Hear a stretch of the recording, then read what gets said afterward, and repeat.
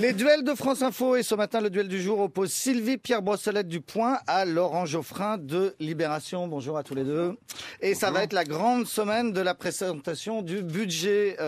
Hier, dans le journal du dimanche, François Fillon a annoncé que le déficit de la France allait atteindre 140 milliards d'euros cette année, soit 8,2% du PIB. Laurent Geoffrin, ce sont des chiffres assez hallucinants, non ? Oui, mais il faut savoir ce qu'on veut. On réclame depuis le début de la crise que le gouvernement intervienne, qu'il soutienne l'activité, qu'il pratique une politique de relance. Cette politique produit inévitablement du déficit budgétaire. Je pense que c'est une bonne chose que le gouvernement ait décidé de maintenir cette orientation. Et je trouve totalement inconséquente la gauche si elle se mettait, après avoir réclamé un plan de relance plus vigoureux, à critiquer le déficit. Il faut savoir ce qu'on veut. Si on veut la relance, il faut qu'il y ait du déficit. Donc, si on ne veut pas de déficit, il n'y aura pas de relance. Par contre, ce qui ne va pas, deuxième point, c'est l'orientation fiscale. Si vous faites les calculs sur la politique fiscale qui est maintenue, qui est reconduite dans ce budget, sur 30 milliards d'allègements d'impôts qui ont été consentis annuellement depuis l'arrivée de Sarkozy au pouvoir, 20 milliards vont aux 5% les plus riches de France. À travers le bouclier fiscal, on va pas reparler. Ouais, mais... ça fait 3 ans qu'on en parle. Il y a surtout l'exonération des droits de succession, alors, qui est totalement anormale, puisque ce sont des gens qui héritent en plus à un âge assez avancé et qui n'ont rien fait pour tel. Et puis il y a l'exonération pour les employés de maison, qui joue aussi un rôle, ce qui fait que l'essentiel de la charge, ce qu'on appelle les dépenses fiscales, c'est-à-dire quand on réduit les impôts, porte sur les moins favorisés. Je trouve ça totalement anormal. Sylvie Pierre Brossolette du Point, vous, ces chiffres sur le déficit, est-ce que ça vous impressionne ? 140 milliards d'euros de déficit prévu. Non, c'est forcément impressionnant, mais comme dit Laurent, il faut savoir ce qu'on veut. La gauche, généralement, elle réclame encore plus, encore plus. Il faudrait savoir, M. Hamon, hier, dit la France est ruinée, 140 milliards de déficit, c'est épouvantable. Eux, dans leur programme, ils proposent plus. Bon, donc ça, premier point. Mais deux yeux sur l'orientation fiscale. Quand il y a autant de dépenses consacrées aux plus démunis, est-ce que vraiment on peut dire que c'est un budget contre les pauvres ? Non. Alors peut-être pour les riches, mais quand on dit cette histoire de pour les riches, le bouclier fiscal... Les 5% plus riches de la population n'ont pas forcément besoin. Le bouclier fiscal, c'est 458 millions d'euros.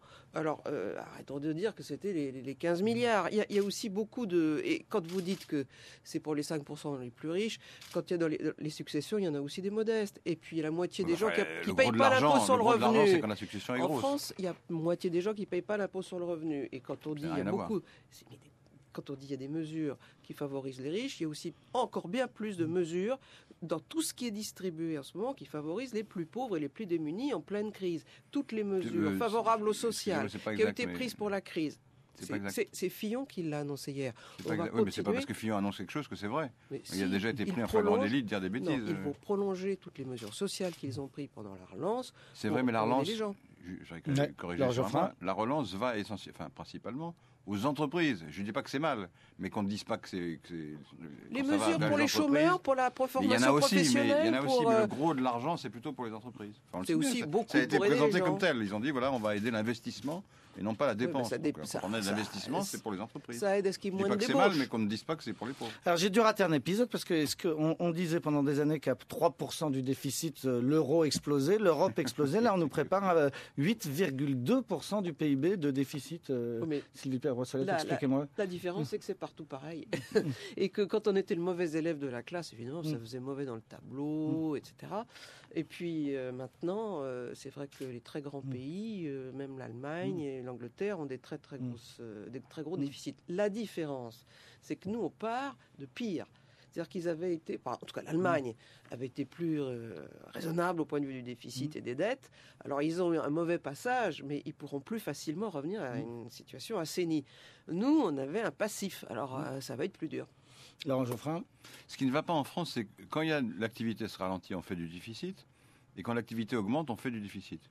Ça n'est pas de bonne politique. Et la droite et la gauche sont également coupables. Normalement, quand la croissance va mieux, on devrait équilibrer le budget. Ça se fait. Parce que ce qui est amusant à travers tout ça, c'est que Fillon, là, a pris le mort aux dents. Il a profité d'un petit coup de barre de Sarkozy qui avait fait ses bêtises aux États-Unis et de la petite maladresse de Copé sur la volonté de taxer les journées, les indemnités journalières.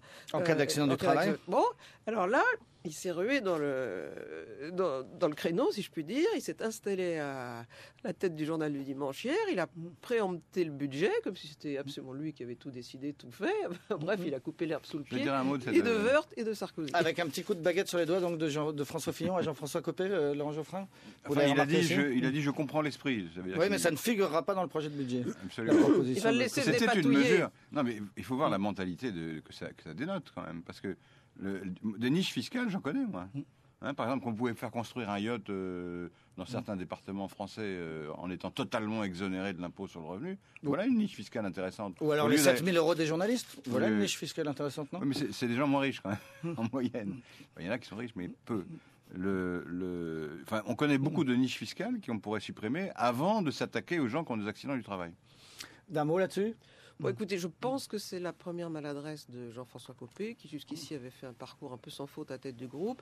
Il a cru très malin, en hyper président de groupe, de négocier avec l'hyper président de la République et l'hyper Premier ministre et l'hyper ministre du budget cette mesure très maligne, sans consulter ses propres troupes, qui ont trouvé que c'était, quand ils ont découvert ça, pas forcément opportun, en pleine crise, et que ça aurait pu être mal interprété avant les régionales, même s'il peut y avoir une justification déontologique, on C'est- taxe c'est les femmes enceintes. Ce qu'on on appelle une taxe- hyper maladresse. Voilà. Une hyper maladresse. D'un mot, Sylvie Pierre Brossolette, vous avez été victime d'un cambriolage ce week-end Oui, alors on ne sait pas très bien dans quel... Au point Oui, Au point. au point. Ah, chez elle 11 ordinateurs ont été volés. C'était des portables il suffisait de sectionner le câble, donc c'était relativement facile. Le service politique a été visé, le service d'investigation aussi, mais d'autres journalistes qui n'avaient rien à voir avec la politique ou l'investigation. Donc on ne sait pas du tout si c'est crapuleux ou autre chose. L'enquête le dira. Crapuleux ou bien